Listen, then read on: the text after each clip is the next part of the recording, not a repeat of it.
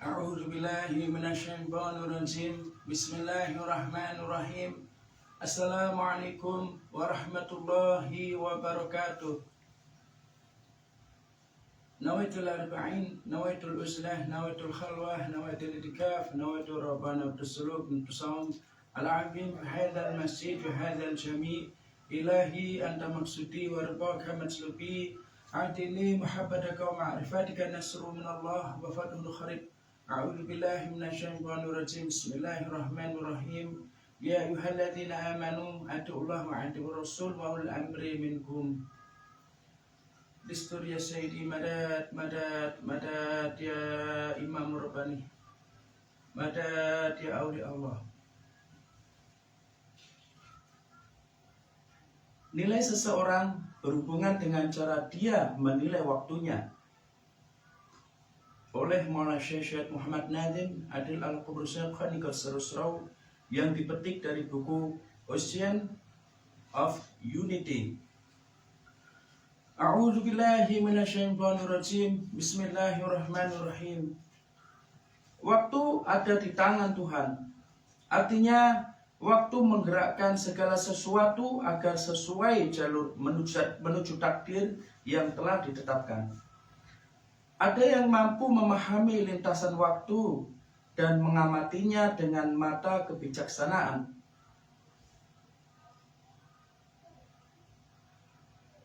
Jadi orang-orang yang bersabar dalam hidupnya, maka dia akan dianugerahi suatu kebijaksanaan dalam hati dan pikirannya, sehingga dia akan mampu melihat segala sesuatunya itu yang berjalan dengan waktu dengan kebijaksanaan. Jadi tidak dengan sembrono. Orang-orang seperti itu menghadapi waktu dengan mengendalikannya setiap saat, menggunakan anugerah pemahaman Tuhan itu untuk menggerakkan hidupnya menuju arah yang benar. Yang lain menggunakan waktu dengan hal-hal yang menyimpang, seperti ketika seseorang melihat pada cermin cekung atau cembung. Persepsi seperti ini terjadi karena mereka tidak berdamai dengan tangan Tuhan. Yang dimaksud dengan berdamai dengan tangan Tuhan itu maksudnya itu takdir yang Allah Subhanahu wa taala kirimkan melalui suatu sebab. Karena di dunia ini terdapat hukum kausalitas.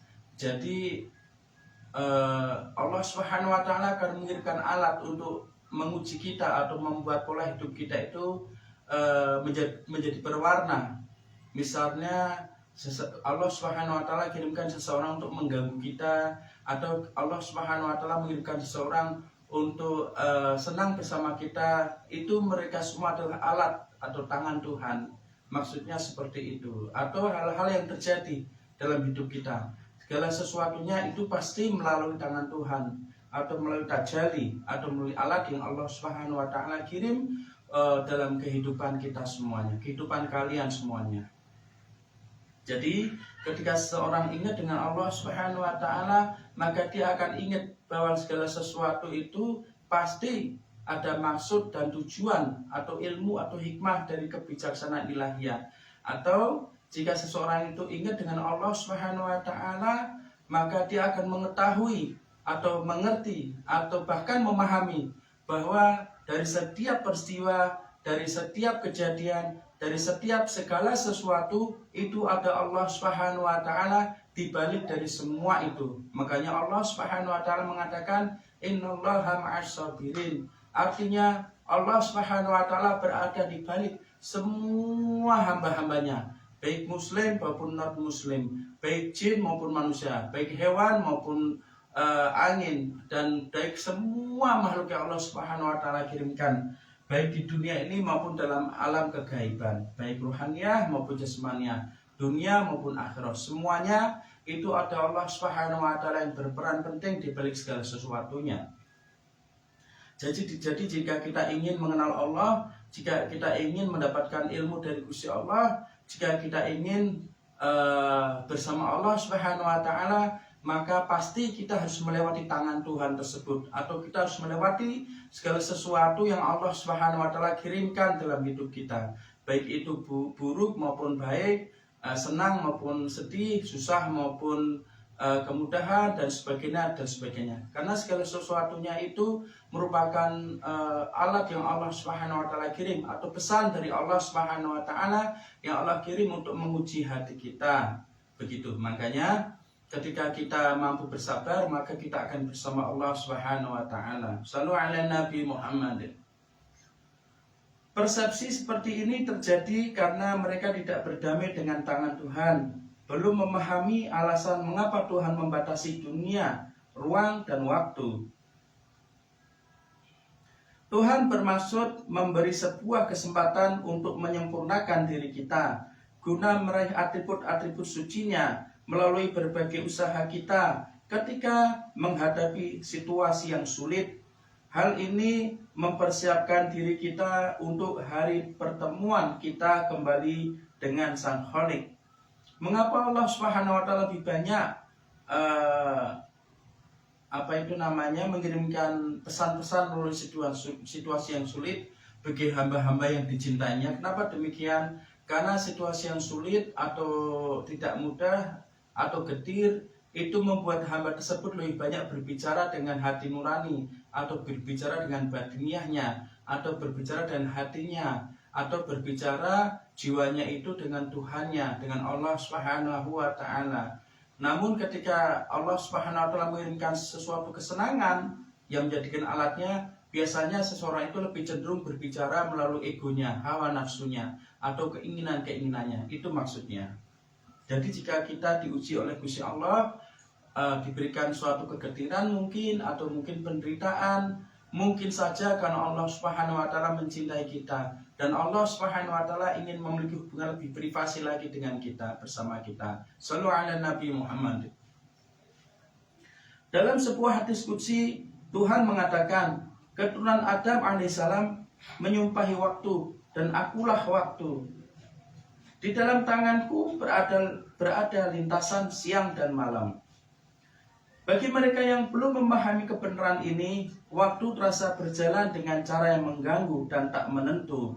Hal ini untuk menarik perhatian kita agar merubah diri sendiri untuk mendapatkan harmoni atau keseimbangan dalam melewati waktu. Karena waktu itu sendiri jelas dia tidak terlalu cepat ataupun terlalu lambat untuk mengakomodasi keinginan-keinginan kita. Jadi jika hidup kita itu nampak senang, maka seolah waktu itu berjalan begitu cepat. Namun jika kehidupan kita begitu sulit dan menderita, maka seolah waktu itu berjalan cukup lamban. Padahal waktu itu berjalan sesuai dengan apa yang Allah Subhanahu wa taala tentukan. Jadi tidak mungkin waktu itu akan mengakomodasi keinginan-keinginan kita. Perasaan kita terhadap waktu adalah karena kemurahan Tuhan. Seperti halnya perut sakit adalah indikasi untuk mengubah pola makan, sehingga sakit itu membangunkan kita untuk menyesuaikan gaya hidup. Ada yang merasakan waktu cepat berlalu, bagaikan seorang penumpang yang merana di atas punggung kuda, yang menyerbu sebuah karavan ternak lalu menuju sebuah kandang. Namun bagi yang lain, waktu seakan tidak bergerak seperti sedang terjerumus di dalam rawa-rawa. Pertama-tama kita harus paham akan nilai dari waktu yang ketika terlewatkan tidak akan diperoleh kembali. Jika seluruh bangsa mengumpulkan sumber-sumbernya dalam usaha menebus 1 detik dari masa lalu untuk mengubah sebuah keputusan yang menimbulkan petaka misalnya, akankah berhasilkah mereka? Tentu saja tidak. Sebuah gunung harta tidak bisa membawa kembali 1 detik momen penting dalam kehidupan kalian. Jadi waktu amat berharga untuk diperhitungkan. Namun orang-orang malah menyia-nyiakannya agar bisa mempunyai waktu rehat lebih banyak.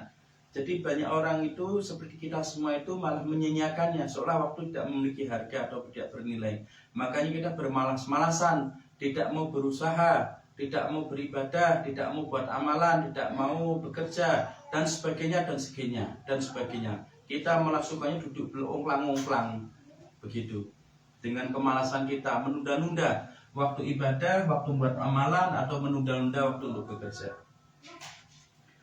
Begitu banyak orang-orang bukan saja yang secara klinis mengidap depresi, yang menderita ketidakmampuan untuk menyesuaikan waktu dengan cara agar tercapai kedamaian pikiran. Nafsu anak-anak muda adalah ingin menelan seluruh dunia ini dengan seketika. Demam panas nafsu pencapaian akan kenikmatan membuat waktu terasa cepat berlalu. Seringkali dalam waktu yang kritis ini tidak ada kebijaksanaan yang bisa dilatih. Lalu memperturutkan kecenderungan ego untuk menghabiskan seluruh energi mereka. Itulah cara mudah untuk menghabiskan energi secara cepat dan ceroboh. Padahal hidup seperti sebuah lari maraton, butuh langkah-langkah. Karena jika kalian berlari cepat dari permulaan, maka akan roboh setelah beberapa ratus yard. Menyusun kembali sebuah persiapan energi butuh unsur-unsur kontrol diri dan kemampuan, di mana hal itu jarang terdapat pada kaum muda. Sebagian anak-anak muda menghindar dari cara-cara spiritual. Hanya ketika mereka sedang jatuh dan menderita, lalu mereka datang ke sini dengan terpincang-pincang untuk perbaikan. Ratusan orang datang pada saya sambil mengatakan, "Ya Syekh, bisakah Anda menolong saya?" Suatu tugas berat untuk menolong mereka yang telah menghabiskan seluruh tenaganya dengan sia-sia, dan mereka yang mempunyai kelakuan dan mereka yang mempunyai kekuatan fisik dan mental yang sayangnya berada di tingkat yang rendah. Kadang-kadang saya merasa heran karena sebagian dari mereka masih amat muda. Membangkitkan orang mati adalah sebuah keajaiban yang hanya diberikan kepada para nabi. Namun sepanjang masih ada tanda-tanda kehidupan, kami berharap mampu membangkitkan mereka dari keadaan koma. Sebagai hasil apa yang dilakukan secara berlebih-lebihan, maka depresi menjangkiti kaum muda-mudi ini. Sekarang waktu menjadi tidak cepat berlalu, namun menyeret seperti jalannya seekor keong.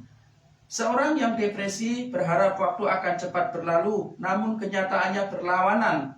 Menit seperti berjam-jam, sejam bagikan berhari-hari, dan sehari bagikan berminggu-minggu.